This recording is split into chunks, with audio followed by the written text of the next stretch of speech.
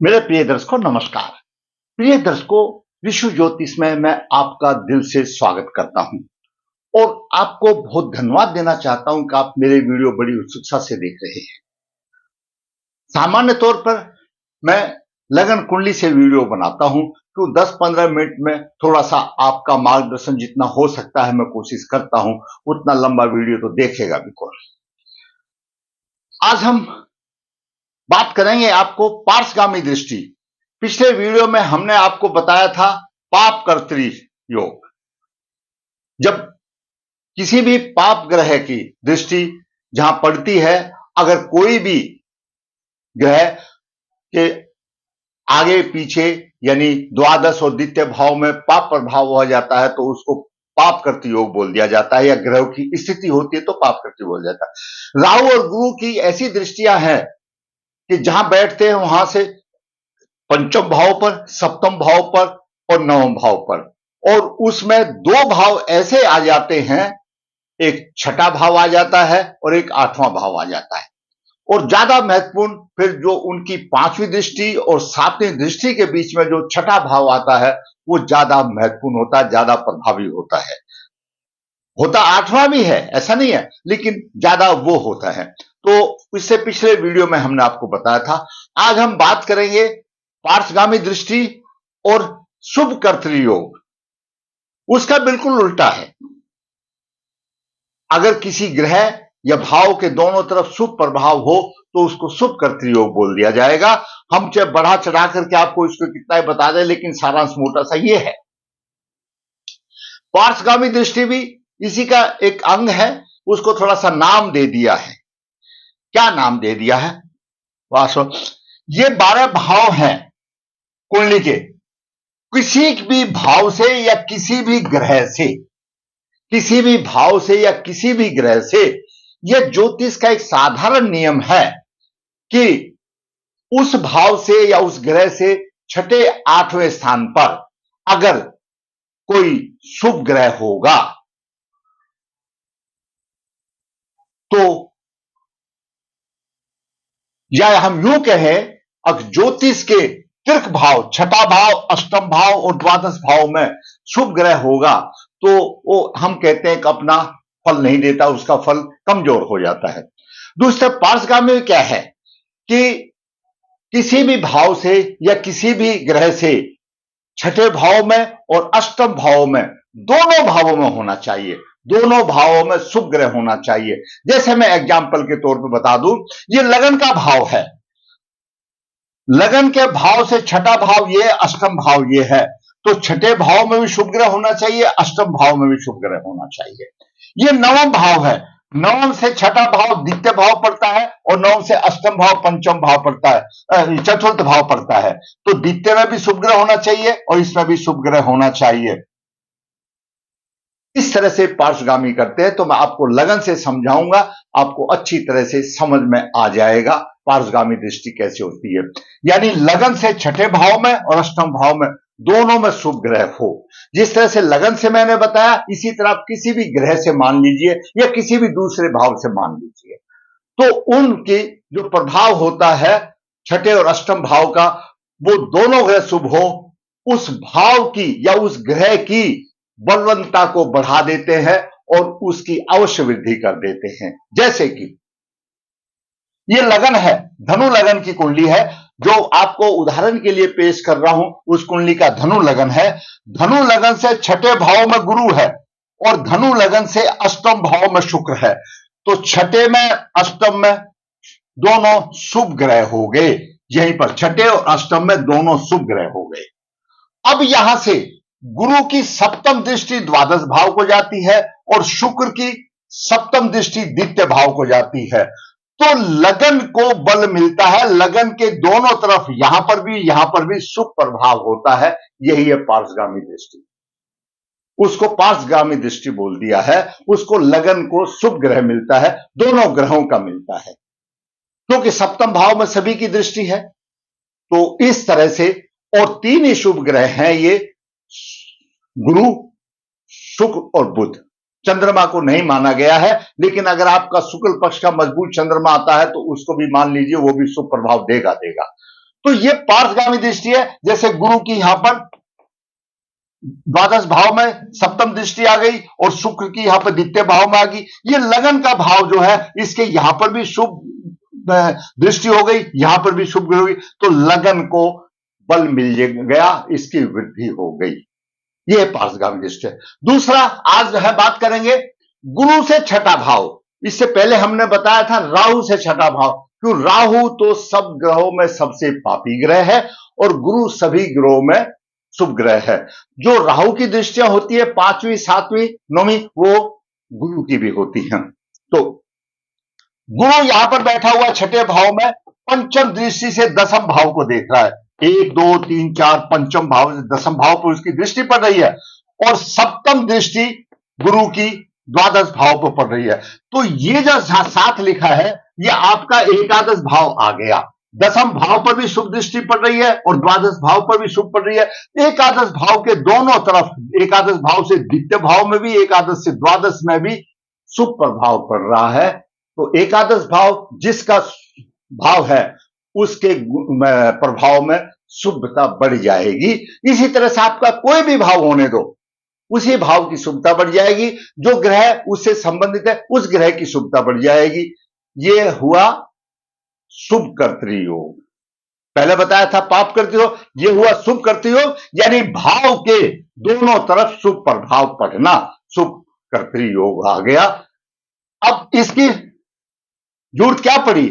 अगर एकादश भाव का स्वामी कहीं अशुभ स्थिति में है तो थोड़ा सा समझौता हो जाएगा, और शुभ स्थिति में है तो और चांद चार लग जाएंगे। भाई वो स्वामी भी शुभ स्थिति में है और भाव भी शुभ स्थिति में हो गया। तो अगर अशुभ स्थिति में है तो थोड़ा सा परिश्रम से काम चल जाएगा। अगर पाप प्रभावी होता तो अधिक परेशानी होती। तो यहां कम से कम आपको आगे जब भावफल बताएंगे तो हम बताएंगे। तो यह हो गया शुभ कर्तृयोग। गुरु से छठे भाव में कौन सी राशि है, कहीं पर भी बैठा हो आपका गुरु, यहां पर जो उदाहरण कुंडली है उसमें छठे भाव में है, तो पंचम दृष्टि से दसम भाव को देख रहा है, सप्तम दृष्टि से द्वादश को देख रहा है, एकादश भाव दोनों के बीच में आ गया, शुभ कर्तृयोग में आ गया और एकादश भाव के अच्छे फल मिलेंगे। आप इतना मान के समझ लीजिए, ठीक है। पार्श्वगामी हो गया और गुरु से हमने छठे भाव का बता दिया, आपका एकादश भाव शुभ हो गया, पार्श्वगामी दृष्टि होगा। इस तरह से आपका जो पड़ता है वो शुभ फल का कारक बन जाता है। अब जब यहां पर ये गुरु शुभ है, यहां पर ये शुभ है, तो ये सप्तम भाव बच गया, तो इस सप्तम भाव की भी शुभता बढ़ गई। ये भी शुभ कर्तृयोग में हो गया, शुभ प्रभाव में हो गया, तो सप्तम भाव का भी बढ़ गया। तो मैंने आज आपको ये सप्तम भाव के कैसे शुभता बढ़ी, एकादश भाव की कैसे शुभता बढ़ी, इससे पहले मैंने अशुभता बताई थी, अशुभता बढ़ी, और पार्श्वगामी दृष्टि क्या होती है वो मैंने आपको बता दिया। अगर फिर भी नहीं समझ में आता है कमेंट्स में लिखना, आप नंबर देना, मैं आपको समझा दूंगा। मेरा काम है हर कोशिश करके आपको समझाने का। अब बात करते हैं कुंडली पर। गुरु से छठा भाव का फल कहीं पर भी आपका होने दो, उसी भाव से संबंध में आ जाएगा, जो मैंने आपको यहां पर समझा दिया। गुरु से छठा भाव एकादश भाव है, आपकी कुंडली में किसी भी भाव का होने दो। गुरु यहां बैठा हुआ है तो गुरु से छठा भाव कौन सा आएगा? 1 2 3 4 5 छठा, 9 भाव आएगा। तो गुरु यहां देखेगा और गुरु सप्तम दृष्टि यहां देखेगा तो 9 भाव को बल मिल जाएगा, सीधी सी बात है। और पार्श्वगामी दृष्टि, यह भी मैंने आपको बता दिया। धनी, सरकारी नौकरी, उदार प्रवृत्ति परंतु रोगी, ये इस कुंडली में योग है। थोड़ा सा 2 मिनट जिस बालक की कुंडली है उस पर भी विचार कर देते हैं। जन्म 13 सितंबर 1988 शुक्ल पक्ष 2 हस्त मंगलवार को हुआ। जन्म के समय पर धनु लगन हुआ, 18 डिग्री, शनि 2 डिग्री 30 मिनट लेकर के, मृत अवस्था में, कोई बलवान नहीं है। तृतीय भाव में राहु 19 डिग्री है। तृतीय भाव में राहु हमेशा बलवान माना जाता है मृत की राशि में। चतुर्थ भाव में मंगल मीन राशि में 15 डिग्री के, मंगल पंचमेश भी है और द्वादश भी है। तो यहां पर मंगल मित्र राशि में है, क्योंकि धनु लगन के लिए गुरु, मंगल और सूर्य कारक माने गए हैं। तो मंगल और सूर्य का यह फर्ज होगा, कुंडली को ऊपर उठाने वाली बात होगी। छठे भाव में गुरु लग्नेश आ गया। जब गुरु छठे भाव में आ गया तो कोई ना कोई रोग उसको लगा रहेगा, कोई ना कोई लगा रहेगा, घरेलू सुखों की हानि होगी। लग्नेश जब छठे भाव में आ जाता है तो प्रबल पितृ दोष माना जाता है, शत्रु से परेशानी होगी, खर्चा अधिक करना पड़ेगा। और खर्च भाव को देख रहा, दसम भाव को देख रहा है तो सरकारी नौकरी में वृद्धि होगी। आगे बताएंगे कैसे वृद्धि होगी। और सामान्य तौर पर यहां पर द्वादश भाव को देख रहा है, खर्चा अधिक होगा। नौ दृष्टि से, नीच दृष्टि से यहां पर भी देख रहा है तो धन को इकट्ठा नहीं कर पाएगा, लेकिन उसका काम चल जाएगा। अब बात करें, यहां पर शुक्र आ गया, एकादश भाव का स्वामी शुक्र आ गया, जो कि हमने बताया था शुभ प्रभाव में गुरु से में अष्टम भाव में शुक्र आ गया। जितना कमाएगा भाई सब खर्च हो जाएगा, परिवार पर लगा देगा। अष्टम भाव में जब आ गया, आमदनी के भाव का स्वामी जब अष्टम में आ गया तो उसको अथक परिश्रम से कमाना पड़ेगा, उसको अथक परिश्रम से कराना पड़ेगा। अगर यहां भी उसको मदद नहीं मिलती है, पाप करती योग में होता तो और परिश्रम करना पड़ता, यहां पर उसको फायदा हो गया। और विपरीत राजयोग भी हो गया, छठे भाव का स्वामी आ गया।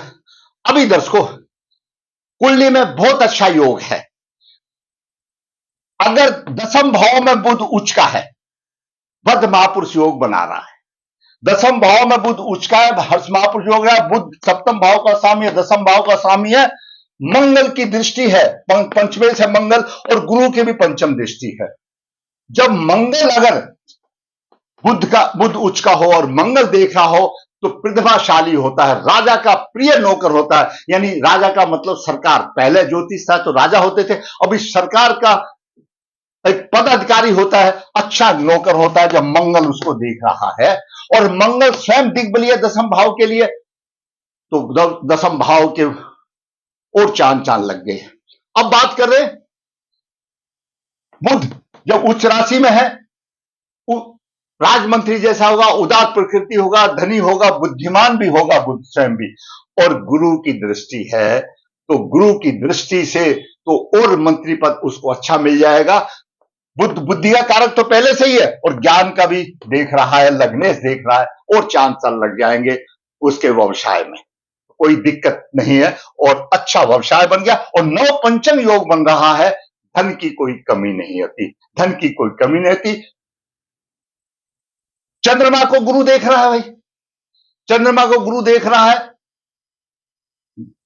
सुखी होगा, राज कर्मचारी होगा, वचन का पालन करने वाला होगा, जिसको बोल दिया ना वो उसने बोल दिया, और धनी होगा।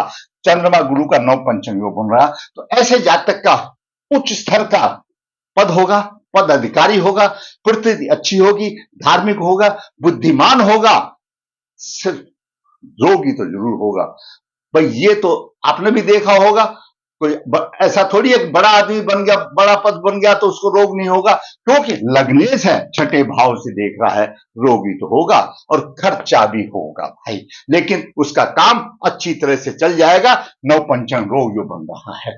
तो मैंने आज आपको दर्शकों पार्श्वगामी दृष्टि क्या बताया, पार्श्वगामी दृष्टि का महत्व बताया। पहले मैंने राहु का वो पाप करती योग बताया, तो अब शुभ करती योग आ गया। और दर्शकों देखिए, इसमें सूर्य भाग्य का स्वामी अपने केतु की दृष्टि भाग को चमका रहा है, केतु से द्वितीय बुध है और द्वादश शुक्र है। यहां पर भी सूर्य लगन को भी बल मिल रहा है, उभयचरी योग हो रहा है, तो सम्मान की कोई कमी नहीं कुंडली में। पितृदोष तो जरूर है भाई, पितृदोष तो जरूर है, लेकिन अति सम्मान की कोई कमी नहीं है। दर्शकों, दसम भाव में सप्तम भाव का स्वामी है, राहु भी देख रहा है, मंगल भी देख रहा है, लेकिन गुरु की दृष्टि बुध पर है। अच्छी चरित्रवान पत्नी होगी। लेकिन दर्शकों एक चीज और मैं बता देता हूं, किसी की भी कुंडली हो, जब सप्तम भाव का स्वामी दसम में होता है, उसका जीवन साथी सुनता नहीं भाई उसकी बिल्कुल भी। वो ऐसी, चाहे पुरुष हो या स्त्री हो, कोई भी हो, वो ये कहेगी कि हमारा तो सुनता ही नहीं है। ये समस्या तो यहां है, लेकिन चरित्र बल अच्छा होगा, सब कुछ होगा। और चंद्र बुध साथ में है, बुध को अच्छा बल मिल रहा है, चंद्रमा को अच्छा बल मिल रहा है, गुरु मिल रहा है, तो बहुत ही भाग्यवान कुंडली है। दोस्त तो सभी में होते हैं, पितृदोष तो इसमें भी है। तो मैंने आज एक नौजवान पुरुष का कुंडली का आपको विश्लेषण करके थोड़ा सा बताया, उसमें योगों को बताया, पार्श्वगामी दृष्टि बताई और शुभ करती योग बताया और सूर्य का उभयचरी योग भी बता दिया। दोनों तरफ शुभ ग्रह है, इससे बलवान कुंडली और क्या हो सकती है दोस्तों, सभी में आते हैं।